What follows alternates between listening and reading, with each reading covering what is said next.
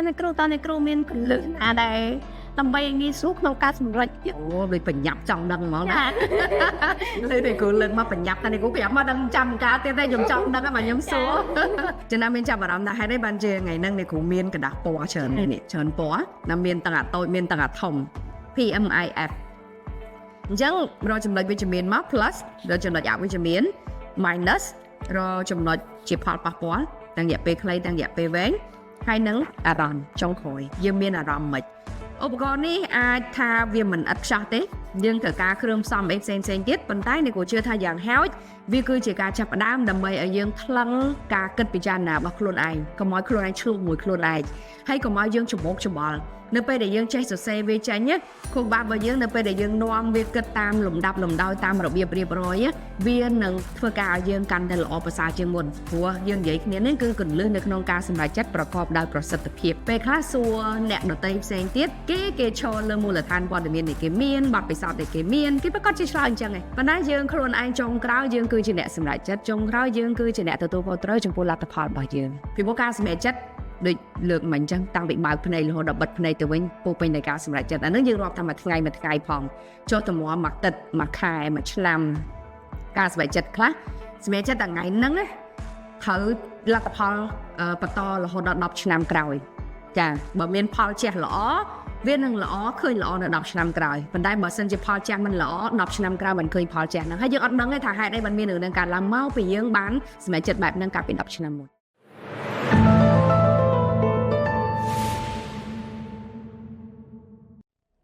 សូមជម្រាបសួរសូមស្វាគមន៍មកកាន់ក្បួន podcast តើអ្នកទាំងអស់គ្នាធ្លាប់ដែរទេនៅពេលដែលអ្នកទាំងអស់គ្នាចង់ញ៉ាំអីអ្នកទាំងអស់គ្នាពិតជាពិបាកក្នុងការសម្រេចចិត្តត្រូវអត់ហើយចង់តម្រាំជារឿងសិក្សាឬក៏ក្នុងការងារឬក៏ក្នុងការវិនិយោគអីមួយតើអ្នកទាំងអស់គ្នាគួរធ្វើបែបណាក្នុងការកុំឲ្យពិបាកក្នុងការសម្រេចចិត្តអញ្ចឹងយើងទៅជួបជាមួយនឹងអ្នកគ្រូបុប្ផាទាំងអស់គ្នាដើម្បីឲ្យអ្នកគ្រូបកស្រាយនៅប្រធានបទនេះចាជំរាបសួរអ្នកគ្រូចាជំរាបសួរចិន្តាសុខសប្បាយទេអ្នកគ្រូសុខទុក្ខធម្មតាអូនចាចិន្តាវិញចាអ្នកគ្រូសុខធម្មតាសុខអរគុណចាមើលទឹកមុខញ៉ាំចឹងមកដល់សុខហ្នឹងអូខេអរគុណអូនចាអ្នកគ្រូហើយថ្ងៃនេះផងដែរខ្ញុំក៏មានចង្អុលខ្លះខ្លាំងដើម្បីចង់ឲ្យអ្នកគ្រូបកស្រាយឆ្ងល់អីចាអ្នកគ្រូចាប់បើសិនមកយើងពិបាកក្នុងការសម្រេចចិត្តតើយើងគួរធ្វើបែបណាវិញអូខេឥឡូវនិយាយគ្នាទៅសម្រេចចិត្តរឿងអីបើចិន្តាប្រាប់ពីបទពិសោធន៍ចិន្តាមកពិបាកសម្រេចចិត្តរឿងអីសិក្សាឬក៏ការងារសម្រាប់អីមួយអ្នកគ្រូចឹងហ៎ការសិក្សាហ្នឹងមិនពិបាកមិនពិបាកសម្រាប់ថានៅមួយឆ្នាំទៀតយើងគួរធ្វើបែបណាក៏បែបណាអូខេហើយចុះការងារឥឡូវមានការងារធ្វើហើយពិបាកមិនទៀតពិបាកថាតើយើងគួរធ្វើបែបណាដើម្បីឲ្យការងារហ្នឹងសម្រេចអូខេអរគុណចិន្តាអរគុណណាបានលើកប្រធានបទហ្នឹងចាដូចនឹងខ្ញុំតែងតែជម្រាបជូនអញ្ចឹងយើងទៅជែកជាមួយចិន្តាកាលពីវីដេអូដំបូងដែលយើងនិយាយអំពីក្បួនចាតើតាមដានកម្មវិធីក្បួននឹងទទួលបានអីខ្លះឥឡូវនេះចិន្តាបានលើកសំណួរសម្រាប់ប្រធានបទទី1របស់យើងគន្លឹះនៅក្នុងការសម្រេចចិត្តប្រកបដោយប្រសិទ្ធភាពជាការពិតដែរចិន្តានៅក្នុងជីវិតប្រចាំថ្ងៃបើកភ្នែកឡើងគឺត្រូវសម្រេចចិត្តសម្រាប់ចិត្តទី1តើសម្រាប់ចិត្តក្រោកពីលើគ្រែអត់ដែលពិបាកក្រោកទេដែលចិត្តមួយចង់គេងទៀតចិត្តមួយចង់ក្រោកទេហ្នឹងក៏ការសម្រេចចិត្តដែរនៅក្នុងជីវិតប្រចាំថ្ងៃរបស់យើងគឺពោពេញដោយការសម្រេចចិត្តពេលខ្លះទោះបីជាយើងមិនសម្រេចចិត្តក៏ជាការសម្រេចចិត្តដែរព្រោះយើងសម្រេចចិត្តថាមិនសម្រេចចិត្តចឹងអត់ចាដល់ឥឡូវយើងក្នុងចិត្តថាដល់ម៉ោងធ្វើការដល់ម៉ោងទៅរៀនប៉ុន្តែចិត្តមួយទៀតហ្នឹងគេងវាស្រួលណាស់ចឹងមិនបាច់ក្រោកទេជាងបានមកត្រឹមភ្ញាក់អ្នកខ្លះដាក់មករោចាដាក់រោមានបទពិសោធន៍ខ្លួនឯងដាក់មករោធ្វើអីឥឡូវនេះគ្រូបើកមកចោលទីសួរថារងថ្ងៃដាក់មករោអត់ដាក់នេះគ្រូចាដាក់ដើម្បីអីដាក់ដើម្បីឲ្យតាន់ពេលវេលាចាឥឡូវមើលអីយ៉ាបត់ខ្លួនឯងពេលនេះលការរោភ្លាមធ្វើអីបិទហើយយ៉ាងសម្រាប់ចាដល់ប្រិមិត្តដូចអស់រកផ្សេងនិយាយទៅអស់ដូចចិន្តាអត់ខ្ញុំពីមុនដូចដែរចាឥឡូវនេះម្ដងថ្ងៃណាអត់មានកិច្ចការងារអីធ្វើអញ្ចឹងដែរហ្នឹងក៏តាំងតាបន្តិចទៀតបិទហើយបន្តតិចទៀតពេលខ្លះបន្តតិចទៀតមកសលើហ្នឹង1ម៉ោងក៏មានដែរណាអូខេអរគុណតោះឥឡូវសួរទៅកាន់បងប្អូនយើងវិញពិបាកសម្រេចចិត្តដែរអត់អ្វីដែលចិន្តាលើកជាការពិតអត់ ឬក៏បងប្អូនខ្លះគាត់ថាទេខ្ញុំដូចមានបាក់សម្រាប់ចិត្តផងផាំងខ្ញុំមិនដែរទឹងដែរទាស់ផងចាអរគុណខ្ញុំអបអរសាទរសម្រាប់បងប្អូនមួយចំនួនដែរគាត់មិនដែរពិបាកក្នុងការសម្រេចចិត្តប៉ុន្តែបើសិនដូចចិន្តានិយាយមិញគ្មានអីធំទេសំបីថាញ៉ាំអីថ្ងៃហ្នឹងក៏មិនដឹងថាខ្លួនឯងចង់ញ៉ាំអីដែរចាហើយចង់តម្រាំតែរឿងរៀនមិញថាពិបាករៀនអីរៀនរាល់ថ្ងៃហ្នឹងមិនដឹងថាគោលដៅទៅណាមិនដឹងថាតើបានការងារដែលខ្លួនឯងត្រូវជំនាញដែលខ្លួនឯងរៀនអត់អីអត់សំណួរនៅពេញខួរក្បាលទាំងអស់លើចំណាមានការងារធ្វើអីទៅអត់ដូចបងប្អូនខ្លះអត់តមានការងារធ្វើពេលដែលរកការងារអត់តន់បានទេដល់ទៅពេលបាន2 3ក្នុងពេលតែមួយអញ្ចឹងតើសម្រាប់ចិត្តបែបណារើសការងារមួយណាដែលយើងគិតថាជាការសម្រេចចិត្តដ៏ត្រឹមត្រូវណាចាតែឥឡូវចិន្តាមានការងារនៅរដ្ឋពលហើយប៉ុន្តែយើងអត់ចង់និយាយថាខាត់ទុកថាត្រូវតែធ្វើការងារនឹងមួយជីវិតណានៅថ្ងៃណាមួយបន្ទាប់ពី2ឆ្នាំ3ឆ្នាំ5ឆ្នាំទៅទៀតគោលដៅចិន្តាសម្រេចនៅក្នុងកំឡុងពេលធ្វើជាមួយរដ្ឋពលហើយស្រាប់តែមានគោលដៅអីផ្សេងតែចេះជាមួយនឹងលោកកញ្ញាឲ្យខ្ញុំចង់ទៅណាទៅណីទៀតនោះគឺជាពេលដែលត្រូវសម្រេចចិត្តអញ្ចឹងតើសម្រេចចិត្តបែបណាតើមានគន្លឹះអីមានក្បួនអីនៅក្នុងការធ្វើសេចក្តីសម្រេចចិត្តហ្នឹងដើម្បីកុំឲ្យយើងស្ដាយក្រោយចំណាដែរស្ដាយក្រោយអត់តែអត់ដែរគាត់មកអញ្ចឹងមានបងប្អូនដែលកំពុងតែតាមដានកម្មវិធីរបស់យើងនឹងធ្លាប់ស្ដាយក្រោយអត់ធ្លាប់សម្រេចចិត្តហើយគាត់ថាដឹងចឹងខ្ញុំអត់ធ្វើអញ្ចឹងដឹងចឹង5ឆ្នាំមុន10ឆ្នាំមុនខ្ញុំអត់ធ្វើចឹងសោះអូបើដឹងអញ្ចឹងខ្ញុំប្រហែលជាធ្វើបែបនេះបាត់ណាមានបងប្អូនមួយចំនួនអាចនឹងគិតអញ្ចឹងអាចនឹងលន់មាត់អញ្ចឹងគឺជាការបញ្ជាក់តែប្រហែលជាការសម្រេចចិត្តពេលហ្នឹងមិនទាន់ជាការសម្រេចចិត្តមួយដែលល្អត្រឹមត្រូវសម្រាប់យើងទេហើយខ្ញុំនិយាយត្រង់ចំណុចនេះវាអាចថាខ្ញុំគិតថាគ្មានការសម្រេចចិត្តណាដែលខុសទេអញ្ចឹងបានខ្ញុំប្រើពាក្យថាល្អឬក៏មិនល្អចាត្រឹមត្រូវប៉ុន្តែខ្ញុំអត់ប្រើពាក្យថាខុសហើយរាល់ការសម្រេចចិត្តទាំងអស់ខ្ញុំណាខ្ញុំយល់ថាសុទ្ធតែជាការសម្រេចចិត្តដែលត្រឹមត្រូវទាំងអស់ពីព្រោះតាមរយៈបទពិសោធន៍របស់អ្នកសម្រេចចិត្តកលៈទេសៈរបស់គាត់នឹងសាច់រឿងរបស់គាត់នឹងស្ថានភាពនឹងវាគឺជាជំរឿនដ៏ល្អបំផុតសម្រាប់គាត់ដែរណាអូខេអញ្ចឹងសំណួររបស់ចិន្តាប្រហែលជាចង់ដឹងតើការសម្រេចចិត្តបែបណាជាការសម្រេចចិត្តដែលល្អការសម្រេចចិត្តដែលយើងទទួលយកបានហើយមិនស្ដាយក្រោយមិនអង្គុយកាត់ទុកបុកមិននឹងឈឺចាប់ពេលខ្លះហ្នឹងអ្នកខ្លះឈឺចាប់តែម្នាក់ឯងប៉ុន្តែអ្នកខ្លះឈឺចាប់ម្នាក់ឯងមិនគ្រប់គ្រាន់ទេបន្ទោសគេបន្ទោសឯងគ្រប់គ្នាបន្ទោសស្ថានភាពបន្ទោសអ្នកនេះបន្ទោសអ្នកនោះថងមកពីអ្នកនេះអូមកពីខ្ញុំជឿគេពេកមកពីខ្ញុំតាមគេអូមកពីគាត់នឹងប្រមូលហ្នឹងបើសិនជាគុំគាត់ខ្ញុំមិនអញ្ចឹងហីអញ្ចឹងយើងចេះតែទំនោររបស់យើងទៅបន្ទោសគេបន្ទោសឯងចំណាមានអីចង់សួរអ្នកគ្រូទៀតអត់ចាអ្នកគ្រូតើអ្នកគ្រូមានកលឹះណាដែរដើម្បីងាយស្រួលក្នុងការសម្រេចចិត្តអូដូចបញ្ញាប់ចង់ដឹងហ្មងណាលើអ្នកគ្រូលើកមកបញ្ញាប់តែអ្នកគ្រូប្រាប់មកដឹងចាំការទៀតតែខ្ញុំចង់ដឹងមកខ្ញុំសួរចំណាមានចាប់អារម្មណ៍ថាហេតុអីបានជាថ្ងៃហ្នឹងអ្នកគ្រូមានកระดาษពណ៌ច្រើនមែននេះច្រើនពណ៌ណាមានទាំងអាតូចមានទាំងអាធំចាបងប្អូនទាំងអស់ឆ្ងល់អត់តែអូយកระดาษពណ៌ច្រើនណាស់ហេតុអីបានខ្ញុំចាំបាច់មានកระดาษពណ៌ធ្វើអីបើយើងនិយាយពីការសម្រេចចិត្តណាម្នាក់ប្រកាសជាមានមធ្យោបាយរៀងខ្លួនអ្នកខ្លះគាត់គិតតែនៅក្នុងខួរក្បាលទេអ្នកខ្លះគាត់មានវិធីរបស់គាត់មួយទៀតទៅជួយពិភាក្សាជាមួយអ្នកដែលទុកចិត្តឬហើយឲ្យគេជួយពិចារណាជួយខ្លាំងខ្លែងចេះណាដែរដែលទៅជែកជាមួយអ្នកដែរអូជួយគិតគ្នាមើលធ្វើម៉េចទេឆ្លប់ឯណាប៉ុន្តែអ្នកខ្លះជំរឿដែលសួរគេសួរឯងដូចនេះគូលើកមិញតាំងមកពីគេនោះមកពីតាមចិន្តានោះក៏បើកុំតាមចិន្តាគ្មានខុសទេញ៉េអញ្ចឹងឥឡូវទៅសួរចិន្តាទៀតអត់មើលគិតថាតាមចិន្តាខុសទៅសួរចិន្តាទៀតមិនកើតចាអញ្ចឹងពេលខ្លះសួរអ្នកដទៃផ្សេងទៀតគេឈរលើមូលដ្ឋានព័ត៌មានដែលគេមានបទពិសោធន៍ដែលគេមានគេប្រកាសជាឆ្លើយអញ្ចឹងឯងចាប៉ុន្តែយើងខ្លួនឯងចុងក្រោយយើងគឺជាអ្នកសម្រេចចិត្តចុងក្រោយយើងគឺជាអ្នកទទួលខុសត្រូវចំពោះលទ្ធផលរបស់យើងអញ្ចឹងខ្ញុំគិតថាវីដេអូមួយនេះអាចជាការចែករំលែកជូនបងប្អូនអ្នកទស្សនាចូលចិត្តរៀនហើយចូលចិត្តស្វែងរកក្បួននៅក្នុងការសម្រេចចិត្តនេះយើងហៅថាក្បួនការងារក៏បានក្បួនជីវិតក៏បានដែរអាចប្រើប្រាស់នៅក្នុងជីវិតប្រចាំថ្ងៃរបស់យើងពីព្រោះការសម្រេចចិត្តដូចលើកមិនអញ្ចឹងតាំងពីបើកភ្នែករហូតដល់បិទភ្នែកទៅវិញពោពេញដោយការសម្រេចចិត្តអានេះយើងរាប់ថាមួយថ្ងៃផងចុះតម្រាំមួយអាទិត្យមួយខែមួយឆ្នាំការសម្រេចចិត្តខ្លះសម្រេចចិត្តថ្ងៃហ្នឹងណាត្រូវលទ្ធផលបន្តរហូតដល់10ឆ្នាំក្រោយចាបើមានផលជះល្អវានឹងល្អឃើញល្អនៅ10ឆ្នាំក្រោយប៉ុន្តែបើសិនជាផលជះមិនល្អ10ឆ្នាំក្រោយមិនឃើញផលជះហ្នឹងហើយយើងអត់ដឹងទេថាហេតុអីបានមានរឿងហ្នឹងកើតឡើងមកពីយើងបានសម្រេចចិត្តបែបហ្នឹងកាលពី10ឆ្នាំមុនណាអញ្ចឹងវាមានរឿងហ្នឹងកើតឡើង ចឹងជាមធ្យោបាយសម្រាប់ជាបទពិសោធន៍របស់ខ្ញុំផងហើយក៏ជាការសន្សំនៅក្បួនផ្សេងរៀនសូត្របទពិសោធន៍ពីលោកគ្រូអ្នកគ្រូកន្លងមកពីរៀមច្បងផងហើយក៏ជាការដែលសង្កេតគេហៅថារៀនពីការសម្រេចចិត្តខ្លួនឯងណាខុសខ្លះត្រូវខ្លះជោគជ័យខ្លះបរាជ័យខ្លះក៏មើលឃើញថាឧបករណ៍មួយដែលមានប្រសិទ្ធភាពនៅក្នុងការសម្រេចចិត្តណាចា៎ណាអ្នកគ្រូពីមុនអ្នកគ្រូមិនដែលដឹងទេប៉ុន្តែមើលទៅលំនាំគិតស្តៀងគ្នានឹងដែរអញ្ចឹងឧបករណ៍មួយហ្នឹងតាមដែលអ្នកគ្រូរៀនហើយអ្នកគ្រូឃើញអង្គការធំអង្គការជាតិអន្តរជាតិអីអញ្ចឹងណាក៏គេប្រើដែរពីព្រោះគេមានកម្មវិធីបដិបដាគេមានអីហើយអ្នកគ្រូក្នុងនាមអ្នកបដិបដាអ្នកគ្រូដើរអន្សំរឿងមិនសំរឿងយកមកបកឆ្លោះណាអន្សំរឿងអន្សំប័ណ្ណពិសោធន៍អន្សំហេតុការណ៍អន្សំដូចអ្នកគ្រូលើកពីវីដេអូដំបូងក្បួនគឺយើងប្រម៉ែប្រមូលក្បួនដែលជាប័ណ្ណពិសោធន៍របស់អ្នកនេះទៅអ្នកនោះទៅគេយកមកចែកម្លែងអញ្ចឹងយើងក៏ចងក្រងជាក្បួនមកអញ្ចឹងឧបករណ៍មួយនេះអាចថាប្រើនៅក្នុងស្រុកយើងក៏មាននៅអន្តរជាតិក៏មានដែរទាំងអ្នកគ្រូអាចថាប្រើជាភាសាខ្មែរជាភាសាអង់គ្លេសបើភាសាអង់គ្លេសគេប្រើពីអង់គ្លេសគេហៅឧបករណ៍ PMIS P នឹងមានន័យថា plus M នឹង minus I នឹង impact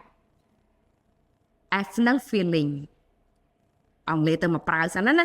ត្រឡប់មកជាភាសាខ្មែរ P នឹង plus បានន័យថាអ្វីខ្លះដែលជាចំណុចវិជ្ជមានបើសិនជាយើងធ្វើការសម្រេចចិត្តបែបហ្នឹងអ្វីខ្លះជាចំណុចវិជ្ជមានចេញពីការសម្រេចចិត្តគិតវិជ្ជមានអស់គោលបើយើងវាចេះធ្វើការកុំឲ្យវាលោកឡំគ្នារៀនប្រើវាឲ្យមានប្រសិទ្ធភាពរៀនប្រើវាឲ្យវាគិតម្ដងមកផ្នត់មកសេតមកផ្នែកឲ្យច្បាស់មកកុំច្បោកច្បល់គិតវិជ្ជមានសុកស្រាប់ទៅអវិជ្ជមានសុកលោតចុះលោតឡើងយើងអត់បានគំនិតដែលច្បាស់លាស់ទេឲ្យវារឲ្យយើងគំនិតវិជ្ជមានទាំងអស់មកចប់វិជ្ជមានសិនចាំគិត minus បានន័យថាដកស្អីដែលជាចំណុចអវិជ្ជមានស្អីដែលជាគេហៅថាចំណុចដែលយើងគិតថាវាមិនល្អធ្វើទៅវាអត់ល្អទេវាចេញធម្មតាយើងស្គាល់ទេបោកហើយដកអាបោកដែលល្អអាដកហ្នឹងដល់មិនល្អត្រូវដកចេញទៅអត់ចាដល់ពេលអាយវាចែកចេញជាពីរទៀតអាយហ្នឹងអាយតូចហើយនឹងអាយធំអាយតូចហ្នឹងគឺ impact short term impact បានន័យថាផលប៉ះពាល់រយៈពេលខ្លីអាយមួយទៀតអាយធំ long term impact បានន័យថាផលប៉ះពាល់រយៈពេលវែងបន្ទាប់ពីវិភាគអស់ហើយចាំចូលទៅដល់ F ចុងក្រោយគឺ feeling អារម្មណ៍តែយើងមានអារម្មណ៍មិននៅពេលដែលយើងសម្រេចចិត្តបែបហ្នឹងចាអានឹងឧបករណ៍មួយហ្នឹងដែលយើងនឹងលើកបង្ហាញជូនទៅដល់បងប្អូនអ្នកស្ដាប់ទាំងអស់នៅក្នុងវីដេអូរបស់យើងមួយនេះចាចាអរគុណអ្នកគ្រូអ្នកគ្រូតាមខ្ញុំស្ដាប់អ្នកគ្រូទៅខ្ញុំចាប់អារម្មណ៍ថាគួរយើងធ្វើបែបណាពីមួយជំហានទៅមួយជំហានហើយអ្នកគ្រូចាអរគុណចដាមិនពិបាកអី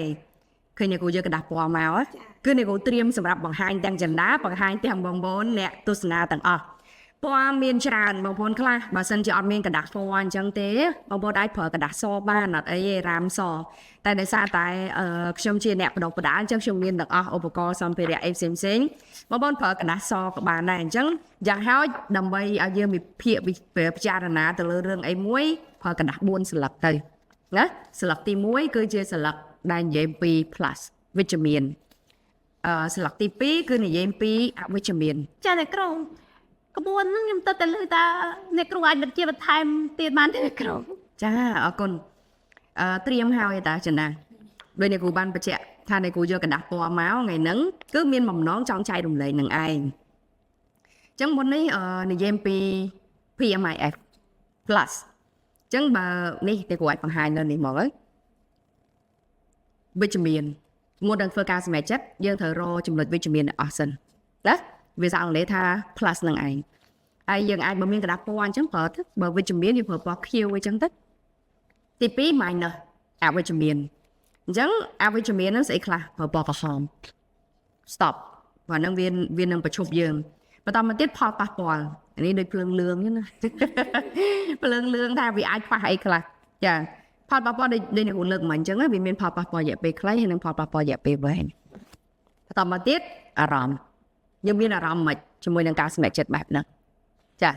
អ chẳng dương miên buôn chùm lệch ní vì nghi sủa mà đây bà sân chia bong bon dương mình miên cả đặt qua mình ấy tê ôi về nhảy này cô nhẹ nhảy nữa qua nữa ấy hay thở phở ấy bài tê miên tập bình mà đào hơi cái đá buôn sờ lấp đây này cô vậy mà nhẹ cái đá mà sờ lấp đã bên chùm miên cái đá mà sờ lấp tiết ảo bên chùm miên mà sờ lấp tiết pop qua mà sờ lấp tiết ảo làm chọc vì gì xong ta dương cho chật bạn là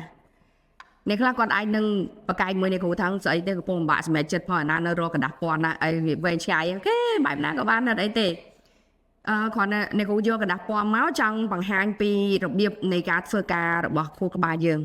จังกุนลืมมวยในครูจังประดับมุนไปได้ยืงเฟอร์การสมัยเจ็ดนะจีบเซสมัยเจ็ดครั้งเรื่องทมเรื่องสำคัญกรมปัญญาปัญญารอไปเวลีดอกเคลียร์ครูนไอบานสำระเอาเลยฮารีแลกซ์nơi cho mùi khuôn ảnh hãy thưa ca bị cha là làm với như roi chùm rơ đại dương vô mà thưa ca smẹ chết thì họ smẹ chết nên không ca chưa rơ cu sờ cò nó một rương thông trên kia smẹ chỉ vật ở thì họ chưa rơ ca nghề đây này cô lực mình tha đạp bịa dù hãy đạp bịa trơn cả lại hãy ấp chóp đó là mà chóp cái áo pi bay không bên tầm mùi chẳng ta cua smẹ chết bạn nè bà sinh chỉ không càng nghe mà ta chọn cái áo này khác một cái mà đóng đọp bên chân tới chúng bố ở hạt đọp nên nó sao ta thầm pi bay sinh mà bờ pi lọ giờ thầm pi sinh trong khói ở nó sao tập pi nó mới nghe số priệp vô pi nó chầm vô pi nó mau bị phía chờ rồi chùm lệch vitamin chùm lệch ảo vitamin phạt bạc quá hai nấng rầm bà trường chả tiếp chăm này cụ phiền ta hai đấy ban miên rầm trong cái rồi chả chẳngขบวนในมวยนี่กูเชื่อท่า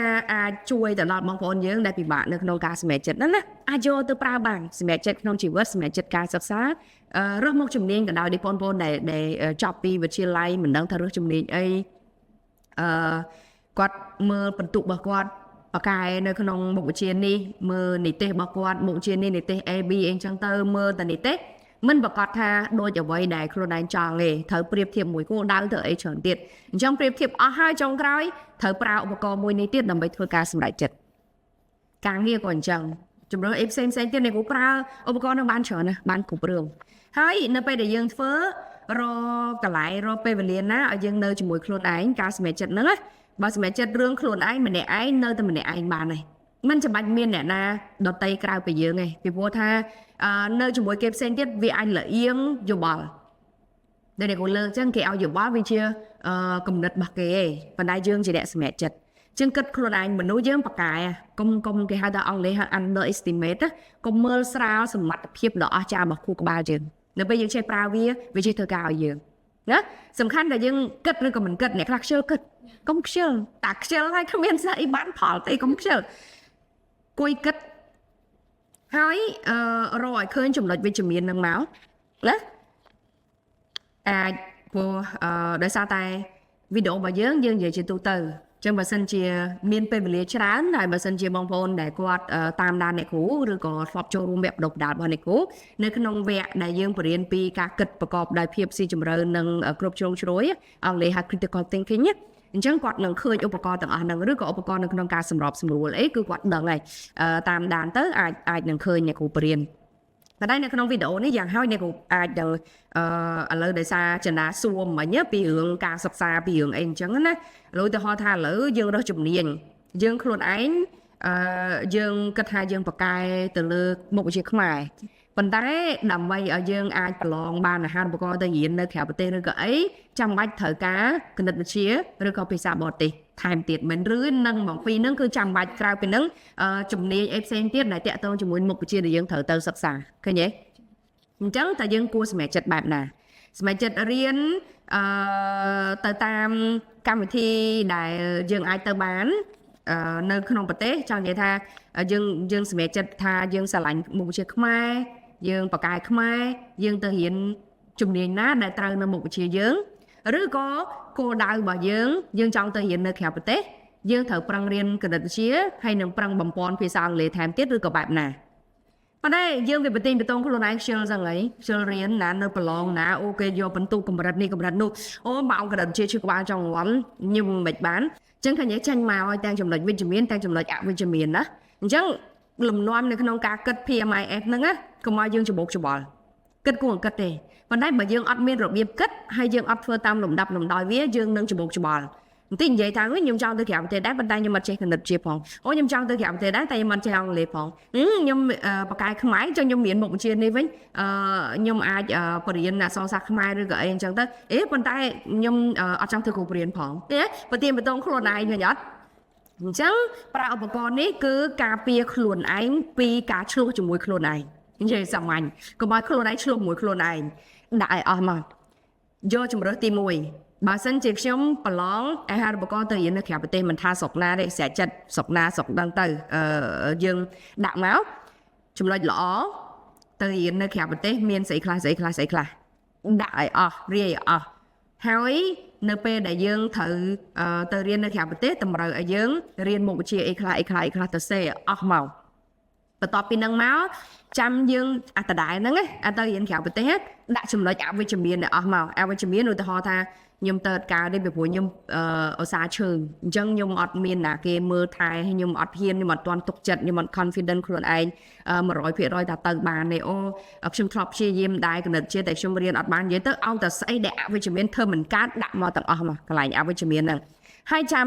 រួចហើយយកពីនឹងមកថ្លឹងយកទាំងវិជ្ជមានយកទាំងអវិជ្ជមានហ្នឹងមកថ្លឹងមកដាក់ក្បែរគ្នាមកមើលខ្លួនឯងទៅហើយបើសិនជាយើងចូលចិត្តមានក្តារខៀនមានអីបិទនឹងក្តារខៀនខ្លួនឯងហ្នឹងហើយក្តារខៀនធំមួយហ្នឹងបាត់មកដាក់មកតម្រៀបមកហើយសម្លឹងមើលខ្លួនឯងវិជ្ជមានអីខ្លះអវិជ្ជមានអីខ្លះអញ្ចឹងមើលម្ដងមួយមកវិជ្ជមានមានអីខ្លះអវិជ្ជមានមានអីខ្លះអញ្ចឹងទៅតមកទៀតបានយើងពិចារណាទៅលើថាបើសិនជាយើងជ្រើសរើសបែបហ្នឹងពីព្រោះជាទូទៅយើងអាចមើលឃើញថាវិជ្ជមានច្រើនជាងយើងរើសយកជំរើសហ្នឹងហើយមើលផលប៉ះពាល់រយៈពេលខ្លីមានអីខ្លះណាផលប៉ះពាល់រយៈពេលវែងអីខ្លះអាខ្លីហ្នឹងវាអាចថា1ឆ្នាំទៅ2ឆ្នាំអាវែងហ្នឹងអាច3ទៅ5ឆ្នាំទៅ10ឆ្នាំ20ឆ្នាំអីចឹងទៅណាវាស៊ីសងលើសាច់យើងមកយើងឯងចុងក្រោយអារម្មណ៍ពេលយើងសម្រេចចិត្តចឹងតើអារម្មណ៍របស់យើងបែបណាហើយបានអ្នកគ្រូលើកអារម្មណ៍រាល់ការសម្រេចចិត្តធំណាគឺសុទ្ធតែយកអារម្មណ៍មកពិចារណានៅចុងក្រោយទាំងអស់ logic ស្អីទាំងអស់គេហៅថាតក្កវិទ្យាណាហេតុផលមានទាំងអស់ប៉ុន្តែចុងក្រោយខ្ញុំអត់សប្បាយចិត្តទៅជ្រើសរើសគូសកលក៏អញ្ចឹងដែរប្រៀបធៀបបុគ្គលកខអញ្ចឹងទៅកនិយាយពីរឿង logic មកទាំងអស់ចំណុចល្អគាត់មានរូបសម្បត្តិល្អមានការងារល្អមានប្រាក់ខែល្អមានស្អីស្រឡាញ់ចូលចិត្តញាតិមិត្តបងប្អូនគោរពម៉ែឪអីណាអាហ្នឹងវិជ្ជមានទាំងអស់មកហើយចាដល់ពេលអវិជ្ជមានក៏មានដែរគាត់រៀងប្រកាន់ខ្លួនបន្តិចមើលមុំអីគាត់មិនសូវនិយាយស្ដីហ្មងទេពេលខ្លះរៀងច្បាស់លាស់រឿងលុយកាក់បន្តិចអត់អាចប្រឡំបកើបានទេអីអញ្ចឹងណាអាហ្នឹងជាចំណុចមួយអញ្ចឹងផលប៉ះពាល់រយៈពេលខ្លីយើងគិតថាពិបាកពេលខ្លះទើសតល់គ្នាអារឿងទៅញ៉ាំអីមួយគ្នាមកចែកលុយគ្នានឹងវាអត់ត្រូវប៉ុន្តែដល់ពេលផលប៉ះពាល់រយៈពេលវិញវាអត់អីវិញអាហ្នឹងគឺច្បាស់លាស់ទាំងអស់គ្នាបើសិនជាថ្ងៃណាមួយយើងត្រូវនៅមួយគ្នាយើងអត់ឆ្លោះគ្នារឿងលុយទេអញ្ចឹងមកវិភាគអារម្មណ៍តើអារម្មណ៍មិនដែរនៅមួយគាត់ដូចរៀងពេលខ្លះដូចអត់សូវមានអារម្មណ៍កក់ក្ដៅហ្មងអញ្ចឹងស្មោះត្រង់មួយខ្លួនឯងទៅសេអារម្មណ៍អាហ្នឹងបកគោលកអស់ហើយណាមិញនិយាយពីរឿងជ្រើសរើសការសិក្សាឥឡូវមកចូលគូសកលណាទៀតហ្នឹងអញ្ចឹងជាឧទាហរណ៍ខ្លីៗហើយយកទៅធ្វើខ្លួនឯងទៅប៉ុន្តែដល់ពេលឲ្យដាក់បកគោលខម្ដងខមានប្រាក់ខែបើនិយាយទៅតិចជាងទេតិចជាងកព្រោះយើងដាក់តួលេខមកណោះរូបសម្បត្តិក៏មិនសូវប្រមាណដែរចំណុចវិជ្ជមានហ្នឹងគឺមានតិចទេចាអវិជ្ជមានហ្នឹងមានច្រើនគួរសមចាអវិជ្ជមានហ្នឹងគាត់រៀងមនុស្សច្បាស់លាស់មនុស្សតឹងរឹងមនុស្សអីចឹងទៅសេស្រែកទៅយើងទៅណាហើយផលប៉ះពាល់រយៈពេលខ្លីនៅជាមួយគាត់មានអារម្មណ៍ថាសុបាយចិត្តមានអារម្មណ៍ថាធម្មតាអារម្មណ៍មនោចេតនាយើងគេហៅថាចិត្តហើយចិត្តវាប៉ះគ្នាណា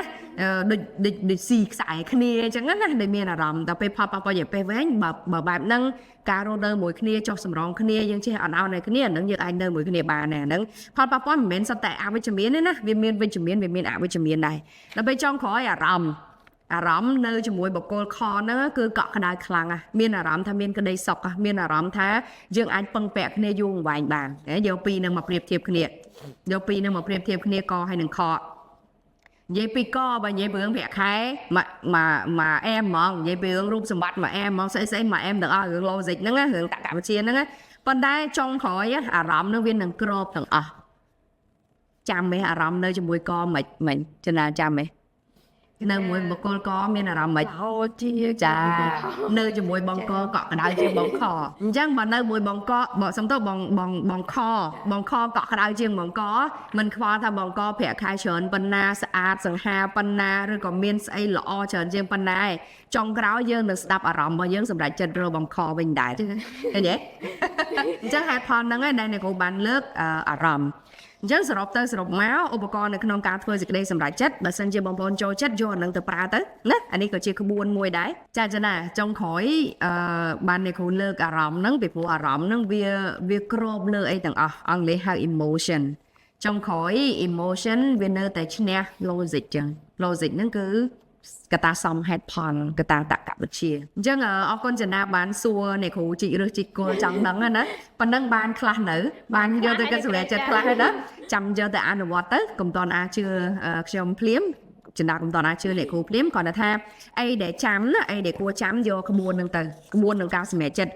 រកចំណុចវិជ្ជមានឲ្យឃើញមកអង់គ្លេសហៅ plus ហ្នឹងគេងាយស្រួលចាំបានអ្នកគ្រូលើកមកណា PMIF អញ្ចឹងរកចំណុចវិជ្ជមានមក plus រកចំណុចអវិជ្ជមាន minus រកចំណុចជាផលប៉ះពាល់ទាំងរយៈពេលខ្លីទាំងរយៈពេលវែង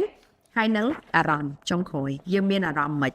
ឧបករណ៍នេះអាចថាវាមិនឥតខ្ចោះទេយើងត្រូវការគ្រឿងផ្សំអីផ្សេងទៀតប៉ុន្តែអ្នកគួរជឿថាយ៉ាងហោចវាគឺជាការចាប់ផ្ដើមដើម្បីឲ្យយើងថ្លឹងការគិតពិចារណារបស់ខ្លួនឯងកុំឲ្យខ្លួនឯងឆ្លោះមួយខ្លួនឯងហើយកុំឲ្យយើងច្បោកច្បល់នៅពេលដែលយើងចេះសរសេរវាចេញណាខុសបាបរបស់យើងនៅពេលដែលយើងនាំវាគិតតាមលំដាប់លំដោយតាមរបៀបរៀបរយវានឹងធ្វើការឲ្យយើងកាន់តែល្អប្រសើរជាងមុនព្រោះយើងនិយាយគ្នានេះគឺគន្លឹះនៅក្នុងការសម្រេចចិត្តប្រកបដោយប្រសិទ្ធភាពអញ្ចឹងនៅពេលដែលយើងនិយាយដល់ប្រសិទ្ធភាពយើងនិយាយដល់ក្បួនណាដែលអាចប្រើប្រាស់ទៅវាបានលទ្ធផលល្អជាងគ្រាន់តែយើងគិតធម្មតាសាមញ្ញឆិនឆៃដែលពេលខ្លះយើងនឹងខកចិត្តស្ដាយក្រោយជាមួយនឹងលទ្ធផលហ្នឹងប៉ុន្តែអ្នកគ្រូជឿថាបើបានធ្វើដល់ប៉ុណ្ណឹងហើយទោះបីជាការសម្រេចចិត្តហ្នឹងថ្ងៃក្រោយទៅយើងអត់សប្បាយចិត្តក៏យើងអស់ចិត្តជាមួយនឹងការអត់សប្បាយចិត្តហ្នឹងដែរព្រោះយើងខ្លួនឯងបានវិភាគច្បាស់លាស់ហើយយើងខ្លួនឯងបានថ្លឹងថ្លែងហើយដូចបច្ចុប្បន្នដូចអ្នកគ្រូមានកូនច្រើនអញ្ចឹងនៅក្នុងការចិញ្ចឹមបីបាច់ថែរក្សាកូនក៏ដោយទោះបីអេពីសូតផ្សេងទៀតណាយើងនិយាយពីក្បួនចិញ្ចឹមកូនណាក៏ប្រើឧបករណ៍នឹងបានដែរអញ្ចឹងអានេះគឺគ្របទៅលើក្បួនទាំងអស់ក្បួនការងារក៏ប្រើបានក្បួនជីវិតក៏ប្រើបានក្បួនក្នុងការចិញ្ចឹមកូនក៏បានក្បួន digital ក៏បានក្បួននៅក្នុងការប្រើប្រាស់លុយកាក់ក៏បានដែរក្បួនសង្គមក៏បានដែរឃើញទេអាហ្នឹងគឺវាចូលទាំងអស់